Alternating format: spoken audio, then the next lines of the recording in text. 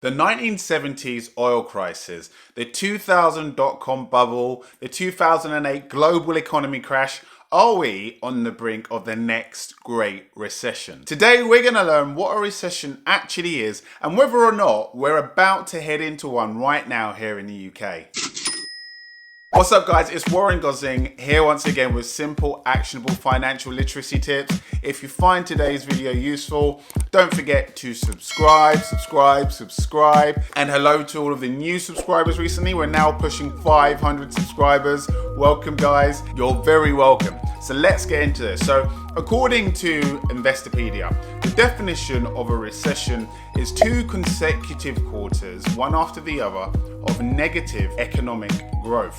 And a quarter is measured, as the name suggests, over a period of 3 months. And economic growth is measured by what we call GDP, or gross domestic product, which is the total monetary value or market value of all of the goods and services produced within a country's borders over a specific time period. So, for example, a country's economic growth or GDP growth, if it's say 5% on the 30th of December, and then you fast forward 3 months to the 30th of March and it's minus 1%, and then another 3 months after that at the 30th of June, say it's minus 2%. We would technically be in a recession because we've had 6 months, i.e. 2 quarters, of negative economic GDP growth. So let's answer the million-dollar question firstly. Is a recession actually coming in the UK? Well, the short answer is we're already here. So thank you guys, and I'll see you guys next week. Just kidding, but the statistics don't lie guys. We've already been through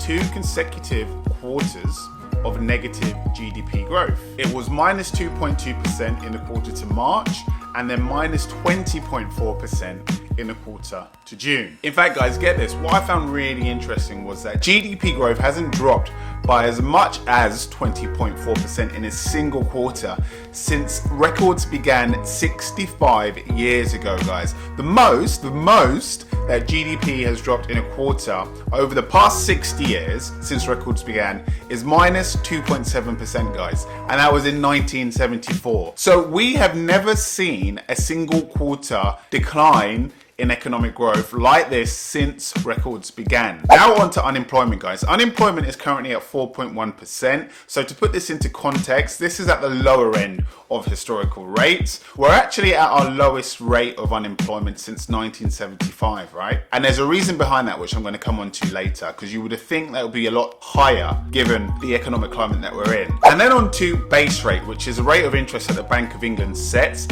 This is at its lowest level since records began. Seeing a pattern here, guys.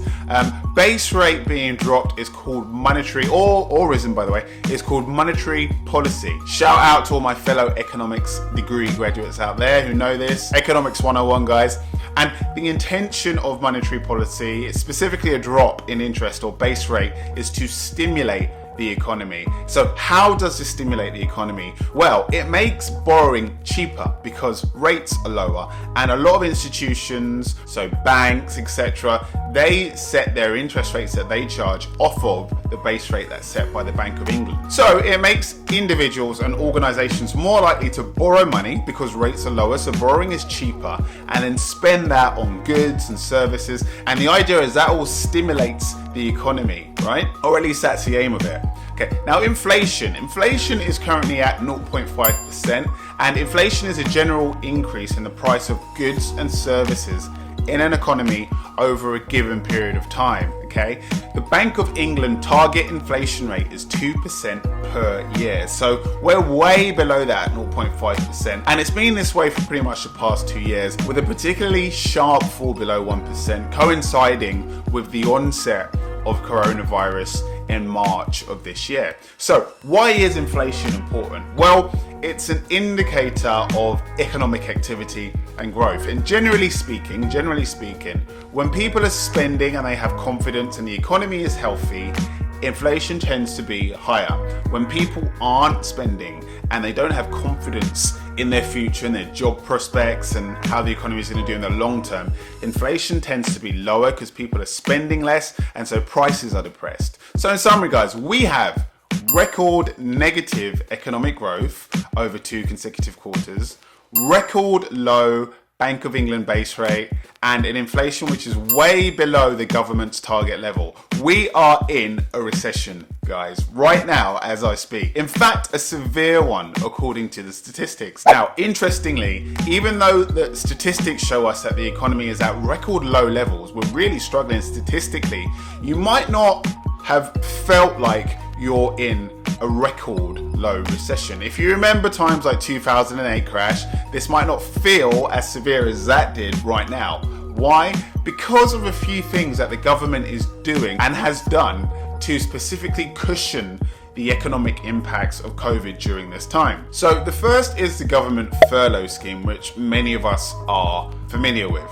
As we've seen, the government has been paying out a portion of workers' wages over the last few months. And without this scheme in place, guys, many of those workers who've been put on furlough and still having a portion of their wages being paid would have actually been let go, because companies would not have been able to afford to pay wages whilst having severely reduced revenues. In fact, many companies and industries are completely shut down still, guys. I would even say that this is a big reason why unemployment isn't higher than it currently is. I mentioned just a few minutes ago that it's at 4.1%, which is at the lower end. And I put it to you that the furlough has effectively protected thousands, maybe even millions of people from losing their jobs, guys. And I'm going to make a prediction here. And I really do this because it's going to be on the internet forever. And some smart aleck will dig this up 3 months, 6 months, a year from now and be like, actually, you got that wrong, Warren. But it's okay, on my head be it. My prediction is that once the furlough scheme fully ends, unemployment is going to shoot up in a short space of time, guys.